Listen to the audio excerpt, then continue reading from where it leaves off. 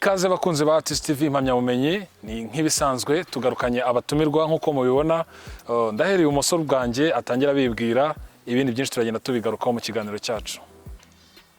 Njye amazina yanjye banyita Gabiro Guita cyangwa se mu buhanzi bo banyita Gabiro Guita. Rero nkaba ndi umuhanzi nyarwanda w'umunyarwanda mbese. Nkaba ndi muri label yitwa Evolve Music Group. Akaba ari label yanjye nshyashya maze igihe itangiye vuba ariko mbere abantu banzi ndi umuhanzi uri independent. Navuga ngo rero nawe ni byiza ko abantu bamenye yuko ndi muri Evolve Music Group EMG. Ndi hano ndi kumwe na team yanjye kugira ngo ni by'agaciro cyane kuba turi kuri ino TV yanjye. Murakoze cyane nkuko mubibona ni Gabiro Guita nanone ntari wenyine nkuko yavuze ari kumwe na team ye iburyo bwanjye nawe ndumva yabibwira. Amazina menshi n'ababyeyi nkaba nitwa Yangu Patrick nkaba ndi assistant wa Gabiro nkaba nkora digital marketing. Yes. Nkuko nabigarutse ntangira televiziyo yacu dukora inkuru zibanda ku burezi muri rusange mu rwego rwo gutanga umusanzu cyangwa se kuboostinga ibijyanye n'ireme ry'uburezi ariko noneho byanyabyo tubikoraho tubiganiraho ndetse twanareba icyakorwa muri rusange. Bwana Gabiro ndagira ngo utangire utubwira background yawe mu bijyanye n'amasomo. Background yanjye mu bijyanye n'amasomo ngewe nize amashuri abanza ya primaire nayigiye ni naho mvuka abita ku Kinunga primary school. So secondary nahise njya muri ahahoze ari Kicukiro muri Kicukiro secondary school cyangwa se abantu noneho rero naje gukomeza nanone nize ahantu abita Nyabihu ni muri Nyabihu ni ishuri ryitwa Rwanyeri Adventist College. Niho nize bese navuga ngo niho nafata section banabyita gufata section kera nize ibintu bya accountancy cyangwa se na contabilité nibyo nize muri secondary ariko none nje gukomeza amashuri ya university nahise njyaho bita muri YLK cyangwa se Kigali Independent University niho nigiye niho nakuye impamyabushobozi mbese cyangwa se bachelor degree muri computer sciences. Nyuma ariko ntago nigeze ndekera nahise nshaka ikintu ni specializamo nyine mu bijyanye na mbese na informatique nyine byose computer sciences nyine nagize ikintu nshaka nanjye kwispecializamo nahise nkomeza gukora ama courses nahise ntangira gufata ama courses y'ibyo bita CCNA nkaba mfite certificate ya CCNA routing and switch ni ibijyanye mbese na networking computer networking muri rusange ibintu byose bijya kuri network. So networking rero ni uburyo ibintu bikorana kuba wenda uri kuri telefone yawe urimo urakoresha wenda urimo arajya kuri YouTube ya Gabiro basha kujya no kuri haba hari ibintu biri gukora routing and switch niyo ni basic ni ibyo umuntu aheraho yiga ni na router barazizi nakuno ufite switch router yo ni nakuno utanga wifi wenda n'urugero rero iyo router ni itanga wenda wifi sibyo na urugero rworoshye. Switch yo ni biba biri switch nayo ni tool nayo ya ariko yo iri somehow pratique cyane ni gucomekanya ikintu coupling ni switch ikunda gukoreshwa cyane muri metro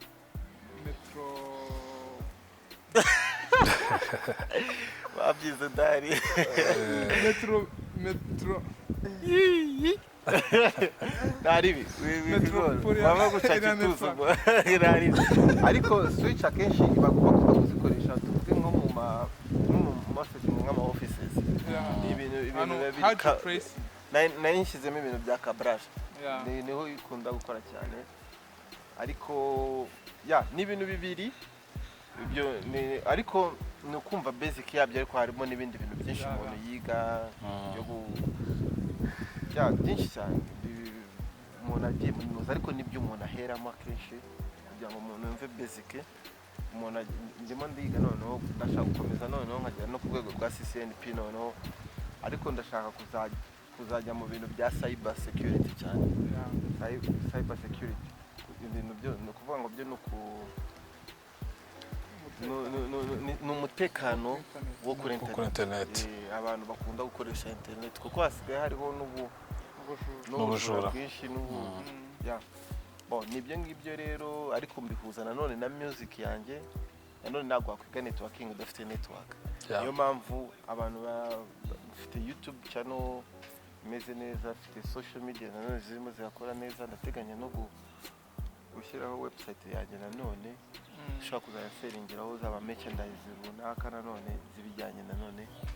n'ibyo dukora n'ibyo twifuza ko abantu nanone bamenye ikintu cya mbere no kugira network nicyo turimo turarwanira nacyo cyo kugira ngo abantu batuyoboke ariko tuzagenda tubasavinga mbese mu buryo bugezweho nibyo ngibyo rero kubijyanye na background wenda nkomeza nanone iburyo bwanjye Patrico nk'umwe mu bantu bari gukora akazi gakomeye cyane ko nk'ubu ngubu indirimbo yanyu yitwa Igikwe iri gutrendinga cyane nk'uko wabigarutseho umugani wawe ntabwo wakorera abantu cyangwa wakiga networking udafite network ni kuri ubw'ibyo rero ndagira mbaze Patrico background imeze gute mu mashuri nk'umuntu ubasha kumanaginga biriya bintu akabigeza ku bantu kuri rwego bimeze bite social network I'm good at social network kuko ni nabyo nanize mbifitemo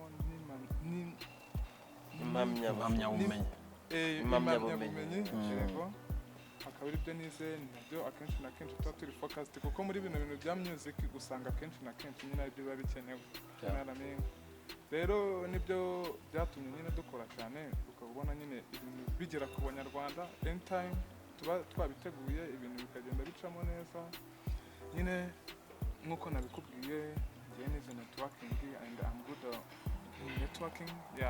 right now ubu ngubu ndimo ndafata courses in the United States of America ajyanye na social networking nyine ku rwego nyine ruri ku isi nyine ruri worldwide ubusanga kenshi na kenshi anga mu Rwanda ibyo bintu abantu benshi batabirimo kandi muri no minsi buri muntu wese akeneye kuba creative man bari kumva ubusanga abantu benshi niba narize networking Gabiro networking naho ushaka kuba warayize na runaka uri kumva ariko muri iyi minsi ubu ukeneye gucreating ibya nyine kugira ngo nawe uzabe good at that thing man vuga ati niba nitwa Patrico umuntu wese avuga ati ku bintu bijyanye na social network zahamagara Patrico that's a creative man ari kumva nago nituzatwara networking twese akenshi na kenshi uzasanga hari imyanya akazi usanga twese twagiye ariko mu gihe ibyo ngibyo nzaba wenda ari nge ndi unique kuri byo urumva bizanyorera no gucreating my own job cyangwa natanga na training ku bantu bakeneye ibintu byafasha kandi ni nakazi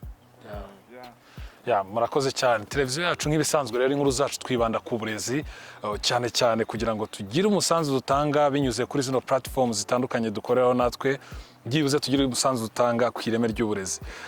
Gabiro mu gihe cyanyu mwiga hari amashuri wenda yigishaga imyuga cyangwa se technique nko bakundaga kubyita ariko kuri ubu haje icyo bita TVET na EPRS naho guverinoma yashyize imbaraga cyane kuri ariya masomo ajyanye n'ubumenyi ngiro ubibona gute nk'umunyamuziki kandi nanone ufiteho notion ubibona gute mu isi uyu munsi bifitiye iye impact abanyarwanda cyangwa se ababyiruka muri rusange it's a good thing kuko hariho methodology yari hari kera yari kuba abantu bari educated gusa ariko batari specialized mu kintu ngo umuntu ujye uvuga ati ngo umuntu yashobora icyo ngo gasanga ngo yize computer sciences ariko wenda nta dutewe ko wenda hari kuza n'iterambere n'iki ariko umuntu waba ashaka gusanga yarize ikintu ariko bikarangira atabihuje na pratique icyiza cya bino bintu nuko bakuha ikintu kimwe ukiga ikintu kimwe ukaba focused ku kintu kimwe ikindi kintu ukaniga unakora akenshi nabonye biga bakora ni ibintu byiza cyane kuri generation irimo iraza kuba ushobora kuba hari ikintu umenya at an early age cya gihe uba ukiri mutoya ukaba ushobora kuba wakora ibintu nk'ibintu kandi bari kwiga ni ibintu twe twajya dufata for granted kera ntabwo umuntu tuvuga urugero rworoshye umufotographer yari kuri urwo rwego rwo kujya nyura muri quartier agufata agafoto kajya kugahanaguza mu mujyi urumva ariko photographer ubu ngubu uri investise ukavuga ati noneho cyangwa akabazi no gukora afata kamera atazi no kumenya ngo ese na nkwiye gukorera mbese ibintu biri kuri rwego birenze noneho kuko ushobora kuba ufite n'ikintu na tool runaka ariko utazi kuyikoresha kandi noneho ikindi kintu cyiza kiriho nuko byahise bijyana n'ibintu bya entrepreneurship byo kwihangira imirimo nyine muri rusange ni ikintu cyiza rero yuko ni nacyo kintu cyiza kiriho no kuva naho covid noneho yanajemo abana benshi cyangwa se n'urubyiruko barakangutse ibya academic bisanzwe by'ishuri byabanje kumera nkaho bipfapfanyemo gatoya kubera ibibazo byari bihari birumvikana ariko nanone ku rubyiruko n'urwari ruri muri ya programme iri academic mbese ya indi isanzwe tuzi twese babonye umwanya nawe gutekereza ati ye tukushobora kugira izindi skills tumenya ushobora kuba warize wenda ikintu cyose ngiye ntekereza niyo mpamvu mubwira nize networking ikintu cyose ntekereza business yose ibaho muri nosi right now ikeneye network ikeneye network no kuvuga ngo ubu hasigaye hariho business zikorera online zikorana iki so rero hari abantu benshi bari basanzwe bafite ibintu byabo binagenda kandi bamaze kugera aho bagera muri business ariko bakeneye iyo network bazakenera Gabiro bazakenera Patrick rero twebwe twahuje imbaraga nk'acyo twese urumva natwe turi abantu barimo barakoresha ubwo bumenyi ngiro turi abantu twahuje imbaraga duhuza impano duhuza skills kugira ngo ejo n'umuntu wifuza gukorana natwe azavuga ati yo tukeneye gukora gute ni nabyo namwe kandi muri murakoresha gute so rero niyo mpamvu tuba turi very supportive kandi turi focus no kuvuga ati ni ikintu natwe tugomba kuba part of it of course icyo nakongera kwibyo bijyanye nyine na TVT ugereranyije nyine na system yahozeho niyaje ubu ngubu ni sawa cyane ya TVT urugero rwa hafi wenda usanga wenda niba abize muri ya system yavuyeho ubu bakaba haraje TVT ni nziza cyane kuko muri ya system yabanje wasanga nk'umuntu yiga nk'amasomo nka 16 tabeshya entrepreneurship ibiki ariko muri no minsi niba uvuze ati urangije troncome ugiye superieur urahitamo computer accounting electricité ariko ikintu cyo nabonye kiri creative kuruta yanuze yabanje iyo ubu ngubu niba ari computer ikintu cya mbere baribandaho n'icyo barahereza amanota menshi cyane yama pratique n'amasomo yibanze urikumva niba mu ya system yabanje barigaga amasomo nka 10 nangaho ubu ngubu bakabiga amasomo 7 noneho ikintu cyiza ugasanga ibyo bamanota n'ibyo bindi muri zakora ni our day life nicyo cyiza nyine ni nacyo nicyo nanavuga ko TVT irenze system yahozeho kandi nziza ngaruka nanone kuri ya topic ahanini twibandaho nk'ibisanzwe n'ibijyanye n'uburezi hari benshi bababona bakabona ibihangano mukora bakabikunda bakabakurikirana ariko nanone batekereza kuri background academic akumva yaba nkawe ariko kwiga akumva ari ikintu kitari ingenzi mu buzima ese kuba mukora ibyo mukora mwarize mwaranyuze mu mashuri ndetse mukinakomeje mukifite n'inyota yo kugira ibindi mumenya nube butumwa aho hagati mwagenera ababyiruka ikintu ngiye nabwira urubyiruko rurimo ruraza ariko rwo runabyumva vuba nicyo kintu cyiza kuko turi ahubwo bazajya bavuga ngo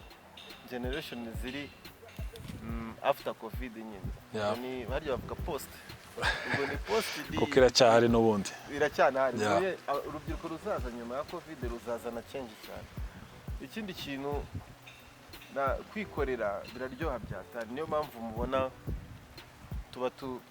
tunafite na route zitandukanye tuba dufite ibyo turi kugurisha tuba tugomba kugurisha ikintu kidasanzwe so rero ikintu navuga ugomba kugira ikintu wishakamo ukakihiringa nawe icyo kintu kikaba icyo abantu bakumenyeraho ariko iyo ufite skills nanone biroroshye ikindi kintu cyiza kirimo kwiga ni uko umuntu afata igihe kinini akamara igihe arimo ariga arimo kwiga ntabwo ari kwiga ubumenyi gusa haba hariho n'izindi discipline izo discipline nizo kuvuga ngo ese koko nimba koko maze imyaka tuvuga urugero no kwiga atari no kwiga n'ishuri gusa nimba maze imyaka hafi 10 muri no muziki discipline y'umuziki namaze kwimenya so umuntu mwiza wakwigereraho urugero ukavuga ati that guy kuba kiri kubikora kandi bikaba biri gucamo nukubera yuko he has a discipline kandi koko ageze ahantu ho kubikora neza ntago bita biza umunsi umwe ntago bita biza umunsi umwe kandi nanone ntago ubuzima bw'iki gihe nta muntu ukora ikintu kimwe ntago kuvuga ngo urabyutse ugiye kwita umuhanzi ntago bita bivuga ngo boom bita byiza you need to have that discipline muri wowe ukaba focus ukamenya niyo mpamvu badushyiranaga ku ishuri tuhagenda tugahurira n'abandi tukararana tukogana tugasangira tugakorana nibyo ibyo bintu rero nibyo icyo ni ikintu umwarimu atakwigisha ngo ugomba kurarana n'akana gutya cyangwa se n'ibindi bintu bibaho biri natural iyo uhuye n'akana ntimwumvikane iki ejo murakura mwiganye ugasanga ahubwo muhuje skills ugasanga na ya network ivuye itari kuri internet gusa mu buzima busanzwe ufite network urajya Gisenyi ugasanga uri ku networkinga n'abantu mu buryo buri real uravugana n'abantu so hari discipline z'ishuri rero iyo ufite iryo shuri muri wowe ukashyiraho none n'imihanda kuko twego turi ku muhanda ubu turi ku muhanda niyo mpamvu nta office tugira wenda yo kuvuga ngo dusanze kuri office yacu twe tuzagusanga kuri office yawe dusanga business zawe tugera ahantu tu connecting ibintu bigenda neza ariko iyo ikindi kintu cyiza cy'ishuri so uragera ahantu wasanga umuntu avuga ururimi runaka mukaruvugana wasanga umuntu avuga skills runaka mukaganira muri skills urumva so ibyo byose rero biyagenda bikavugira ugomba kuba so wenda ntago wahitungana nanjye ubu ngubu hari abatoya kuri bakina bizamo mu muziki bakijyamo no mu zindi impano nyinshi cyane kuko n'impano uza ahantu Imana ikorera cyane ni focusness no kuvuga ati this is what I want to become urumva ibi ngibi nibyo ngomba kuba byo nibyo ngomba guharanira mu buzima bwanjye ibyo nibyo passion Imana ijyana na passion rero kugira passion ni ukumenya ngo ni ukuba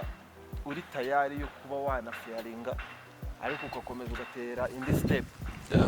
kandi iyo hajemo none passion cyane uba ugomba kuenjoyinga the journey it's your story ni story yawe nicyo abantu bazakwibukiraho nicyo kintu nyine kikugira wowe so rero niba guseka kugitangira nta kibazo never give up ahubwo keep pushing ariko wongeraho na skill ugende nige hari igihe ubikora nta skill ugeraho skill nimba ejo bundi hari nk'ibintu byiza nyamona nka Knowless hari nzi yuko twari tuzi ko Knowless ari umukobwa uririmba neza wakoze n'ibintu bya atari ariko kuba yaragarutse akatwereka n'impamyabushobozi nziza cyane yakuye muri ya masters yakuye muri Amerika n'iki umuntu ushobora kwiga uri online nk'uko Patrick arimo ariga online ariko ejo ugasanga agiye kujya kubona so twebwe rero tubyumva vuba cyane ko yako tuzi networking ubuzahura n'umuntu at the end of the day ubuzakonnectinga n'umuntu at the end of the day so rero mu buzima ugomba kugenda ugomba kugira aho ugera ugomba kunyura mu bantu ugomba kugira aho barizwa ugomba kugira aho connecting nanone ndagaruka kuri Patrick nk'umuntu ukora marketing iri digital urebye isi uyu munsi ukareba n'isi ibihe byahise ni gute iyo shusho wayiha umwana ubyiruka udukurikirana umunsi ku wundi ukiri kwiga muri za TVET cyangwa se muri za IPRS ariko nanone ufite inyota nawe yo kujya hanze akagira ibyo yikorera kandi biri productive ni we butumwa bwari wamugenera ubutumwa nago ndavuga ibintu byinshi kuvuga biragira bigarukamo ariko ikintu ndavuga wenda reka mvuga ati ndavuga nka steps firstly discipline kumva kuba dedicated creative ndavuga kuri ibyo bintu bitatu firstly ndavuga kuri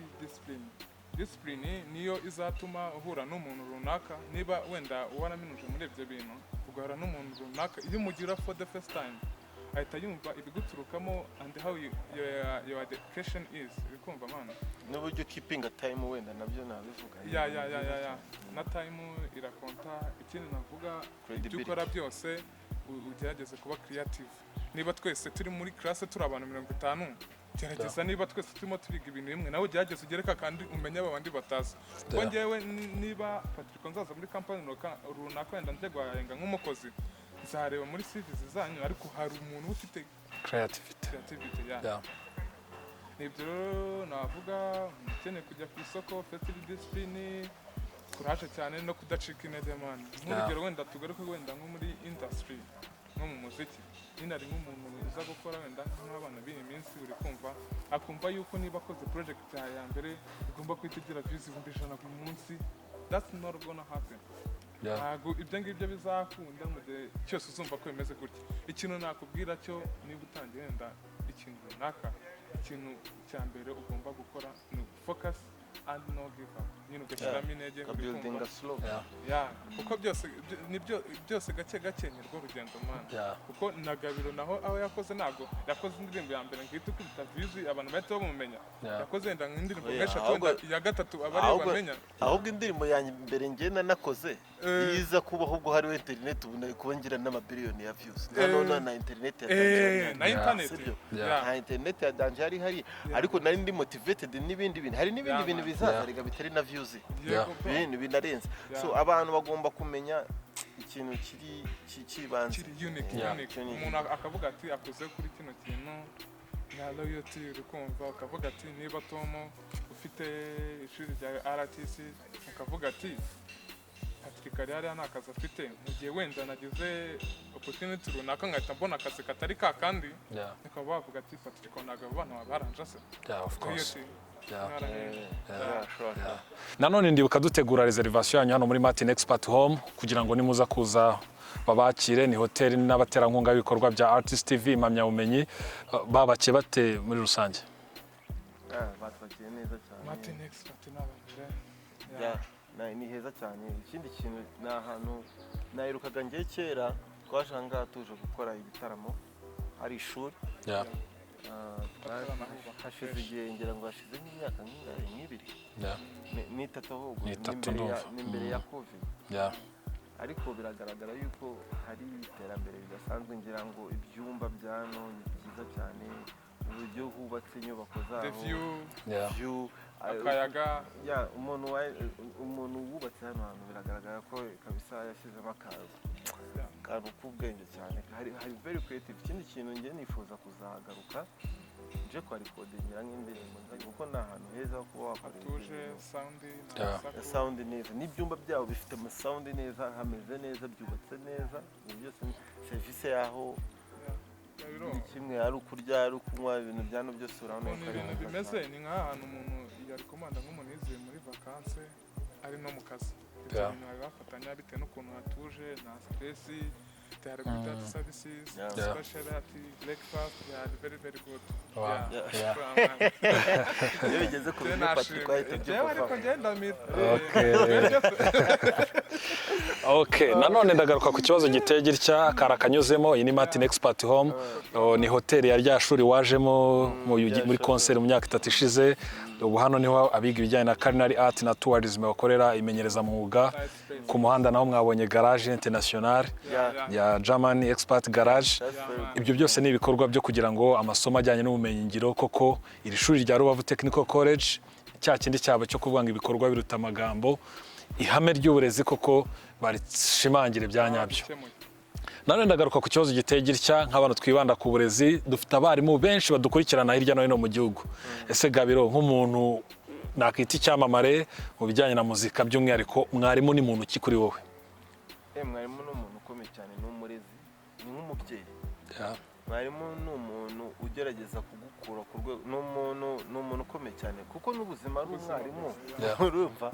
so rero umuntu wese utuma wiga kuko kwiga ntabwo bijya birangira so rero umuntu ugufasha kumenya ikirenzeho kugira ngo nawe ukunde ubeho ugire akenshi abarimu ni abantu bajya no mu cyimbo cy'ababyeyi bacu bagakora akazi gakomeye cyane mu iterambere rya muntu so rero ahubwo ngewe nanjye mba numva muri kaka nkuko twavuze ibintu bya networking ariko mu bindi bintu byose dukora twagakwiye kujya wenda no gusaza cyangwa se mu masaziro ugasazana akantu ko kuba nawe wakwigisha waha n'abantu na experience y'ubuzima n'iki so same time nka giving back ku cyo wamenye kugira ngo ubashe kugisangiza abandi so ni ibintu byiza. icyo navuga mwenda nko kuri mwarimu ubundi mwarimu leta ubundi ni umubyeyi pe kuko ubu usanga nk'umwarimu kuko buri wese ufite step yagiye yiga wagenda guhura n'umwarimu akaba yagukubita ukamurakarira ariko ibyo byose at the end of the day iyo urangije ubona ko ibyo yakubwiraga atse n'umubyeyi nuko nguko bamusereza ukavuga ati mama hate you whatever ariko at the end of the day tuvuga ko ari umubyeyi n'ibyakubwiraga ari byo abagushyira mu murongo ni umuntu wagushyira mu murongo ni umubyeyi urebye totally kuko ni umuntu ugufata ubuzima bwa akabuhinda akabugera kuri another level man. Nanone ugarutse kuri byinshi cyane ukuntu mwarimu ari umubyeyi ariko nanone wakomeje ku kintu cya given back kuba wasubira inyuma ukagira icyo urekura yaba ko mu masaziro cyangwa se na ngombwa ngo usaze ushobora gukora n'ibyo ukora ukaba wakigisha ariko n'ibyo ukora ukabyuzuza. Nanone kuri icyo kintu cya given back ni ikintu wakomojeho cyane umbwira ko nubwo uje gusura RTC TV impamyabumenyi ugakora ikiruhuko cyawe gatoya cy'i weekend hano i Rubavu ariko nanone wagarutse ku kintu cyo kugira ubumuntu. Nabikubwiyeho wenda ni nacyo kintu nagusabye cyangwa nawe reka nanabikubwire hari umuntu namenye ubinaha ngaha ni umudamu ntabwo nabibonye mahushu gutya kwa kundi kuri social media umudamu nabonye wabyaye impanga nimba nibuka neza yabyaye impanga nk'inshuro n'ebyiri kandi ari mu buzima butameze neza kandi akeneye nanone support so rero twebwe giving back twe dukora ni ugukoresha ibyo dufite ubushobozi bwo kuvuga wenda nk'amafaranga kuba navuga ngo yewe hari aho maze kugera ndamuha wenda ibirenze ntabwo ariko kubera ko ufite network kandi none ufite n'abantu na audience yanjye nifuza kuba namukorera kuko kubaho kuko byashimye cyane kumva yuko ejo na wa muntu wa nyuma wanjye unkurikirana yamugezeho ubwo ni ibindi bintu nanjye binyereka yuko turimo turakora ibintu kandi biri gufasha abantu muri rusange so rero uwo mudamu ntabwo nzahana ariko atuye hano turaza gukora ibishoboka turebe ko twamubona twamugeraho mbere yuko dusubira i Kigali tugomba kugira ikintu tumugeneranye nka team ariko nanone nifuza yuko nka team yanyu nanone baza kuza kugutera ingabo mu bitugu muri icyo gikorwa tugerageze dukoreshe njyewe nakwifuza gukoresha network yanyu noneho mukorera ubuvugizi cyangwa se nanone mutera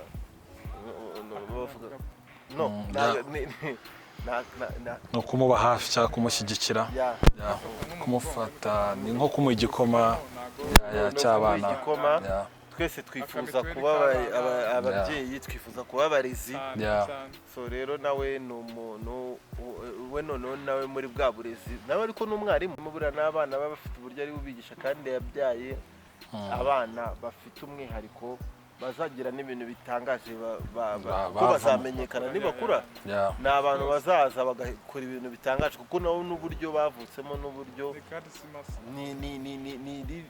navuga ngo ni irindi geno ridasanzwe Nyagasani yamuhaye so rero mba nkunda guhura n'abantu nk'abo ngabo bafite igeno ridasanzwe umuntu akaba yifuza kuba nabo yabageraho izo blessings nizo zizajya zigaruka kuri Gabiro cyane ngakomeza nkamamara n'umuntu. Nanone menyesha abakurikira RTC TV muragenda mukomeza gukurikirana ibiganiro bitandukanye urugendo rw'uko biza kugenda bagiye kureba mama byibuza mushyira agafu k'igikoma igikorwa cyiza cyane. Abartiste benshi ntago bakunda gukora ikintu cyo gusubiza aho baba bakuye kuko ndakeka byinshi bakora muri n'abartiste bireba gusa ni ubumuntu ni ikintu cyakwiye kureba ikiremwamuntu ahava akagera. Niba ufite hari undi uzi ko adafite ukareba uko wagerageza kugira icyo ukora. Abadukurikirana rero muraza gukomeza kubona ibikorwa bitandukanye Gabiro Guita ari gukora hano muri Rubavu muri rusange, nubwo ari muri vacation ariko kamera ya RTC TV nagaza kumuva inyuma kugira byibuze bigire n'isomo bisigira yaba ababyiruka yaba dukurikirana n'abandi benshi batandukanye. Gabiro na Patrick ndabashimira, gusa tugana ku musozo, ni ubuhe butumwa bwihariye mwagenera abakurikirana RTC TV nka platform ikora inkuru ziri baze ku burezi? Firstly, umuntu wese urimo arareba ino video, you just need to support us. Firstly, subscribe and like this video. Ko igihe uzasubscribinga bizafasha Tom, bizafasha Gabiro, bizafasha Patrick. Ni ikintu cyiza Patrick avuze kuba abantu bari gusubscribinga ku bintu byinshi bitandukanye, ariko kuko nimba ushaka kuba educated n'ibintu byinshi bijyanye n'uburezi, noneho sana ko muri no minsi yashize abantu batari barimo barabona ibintu bya e-learning bijyanye no kwiga n'iki. So rero ngewe byarashimishije cyane kuba waranyaproachinze Gabiro kugira ngo nze mbe part of this. It's very good. It's very good yuko nanone na team yawe nayo nayikunze cyane, n'abantu bonabo bari as in they are working at the same time abari no kwiga. So ni urubyiruko ruri kuza generation nshyashya afite amaraso meza. So rero it's better abantu batangiye ba supporting ibintu nk'ibi. Hari ibintu byinshi njya mbona abantu ba supportinga, ariko niba supporting ibi bizagera no ku bandi na bizakure bigere no ku yindi generation, no abantu bajye bakurikirana. Hari ibintu abantu baba bakeneye kumenya, cyane cyane urubyiruko muri rusange n'abandi n'ababyeyi n'abo barezi nabo bakeneye izi network zimeze gutya kugira ngo zibafashe muri bwa burezi bwabo bwa buri munsi cyane. Nk'ibisanzwe tugana ku musozo, hari umuco tugira muri RTC TV kugira ngo tubashe no kugira ibyo duhugura abadukurikirana muri rusange. Uraza kumbaza ikibazo kimwe, yaba Gabiro yaba Patrick, asigaye tugane ku musozo. Icyo nakubaza ni iki cyakonspire kugira ngo ukore project nk'ingi no kugira ngo ugire team iri organize ku buryo uvuga ati umuntu ashinzwe iki n'ikihe kintu wabwira abantu bagukurikiye kuri ibyo bintu mubajije? Gabiro yakomeje ku kintu cya e-learning. Twisanze twabonye twakoze utuvideo lockdown igitangira mu kwa gatatu, dukora video zigisha. Ministeri za kubikundira dusponsoriza, Ministeri y'ubuzima Ministeri y'uburezi ifatanyije na Rwanda binyuze mu kigo cya Rwanda Polytechnic RP, ubu yasimbuwe n'icyo bita UTB. Baza kudufasha ku buryo twaproducinze amavideo arenga 100 ya electronic services, no kuvuga trade ya electronic services. Twayikoreye amavideo kuri learning ariho ku rubuga rwa Rwanda Polytechnic ya masomo amatutorial, ariko dukorera kuri curriculum yabo isanzwe. Iyi equipe rero wabonye bamwe bahoze ari abanyeshuri banjye naye ndumurezi, ubwo cyahise kiba n'iki, twarebye turangije gukora amasomo twavuze ati niki noneho twakora cyaduhuriza hamwe kugira dukomeze noneho kugira icyo dutanga ku burezi. Hari platform nyinshi zikora ibijyanye na showbiz, entertainment n'ibindi. Twahisemo uburezi rero nibyo dukora, dukora nabahoze ari abanyeshuri ariko ubu n'abakozi ba company. Naye nahoze ndi umwarimu n'ubundi still, ariko nanone nyoboye no company ariyo bita RTC TV impamya bumenyi. Muri make nabo byaturutse nuko dukorana, nuko tubana, habarimo ikivandimwe cyinshi mwabibonye nuko byagenze. Nshaka kubaza cyoroshye ngo ndakibariza abandi bari tureba. Ese umuntu ashaka kuba joininga, tuvuga ari umwana ushaka kumenya, hari abana baba bashaka kwiga ibintu bya production, ya audio production, video production, kuko byose ni skill. None umuntu ashaka kuba joininga, se hari curriculum runaka, hari uburyo mwigisha umuntu akagera ku rwego runaka? Ese hari fees runaka ziba zisaba? Ni igiki base umuntu yakora ashaka kuba joininga, base ni urwego n'icyo byamumarira? Mu byo dukora n'ubundi tugiramo igice kijyanye no guhugura cyangwa se gukoresha internship, ama stage abana biga ubumenyi ngiro, amatrade agiye atandukanye. Company yacu irabikora, n'ubu turi kwaka accreditation muri Rwanda Polytechnic, nubwo bataradusubiza ariko twizera ko bazadusubiza, ko dufite ubushobozi ndetse mwabonye na head office yacu niho bimwe tubikorera. Rero ushaka kutujoininga ni free of charge, fa kuba afite commitment avuga ati wenda ndashaka kumenya uko bakora radio, ndashaka kumenya uko bakora televiziyo yagize ikibazo, ndashaka kumenya uko bacuranga piano, ndashaka kumenya video cyangwa audio production nk'uko wabibonye. Ibyo byose uratugana, tuba ku mbuga nkoranyambaga, yaba kuri Facebook, yaba kuri Instagram, yaba kuri Twitter ndetse no kuri YouTube. Ushobora kudukontakta, bari ama contact yacu ni RTC TV impamyabumenyi byinshi bitandukanye. Dufite management igiye dufite abagiye babishinzwe baragufasha nta kibazo. Oh, that's good. Tugana ku musozo, abakurikiranya RTC TV ndabashimira mwashe kudukurikirana ndetse n'abazakomeza kudukurikirana. Ndashimira Gabiro Guita kubwo mwanya watugene, nizere ko n'ubutaha nihagira icyo tugira ngo uzuhugura ababyiruka uzaduha umwanya. Nanjye ndabashimiye cyane kuba mwatwakiriye neza, aho mwakuye tu Imana nyine usubize. Ndashimira nanone Patrico kubwo mwanya tugeneye, byinshi yaganirije abajene ndetse ndakeka ari benshi batangira kutubaza contact kugira ngo wene ugire icyo bahugura. Reka nizere ko umunsi tuzakenera ko uduha seminar cyangwa se umunsi wa training, umunsi umwe byibuze ugahugura yabo dukorana, nizere ko uzadufasha. Ndabashimiye, ntibisanzwe ni RTC TV impamyabumenyi, nawe ubutaha.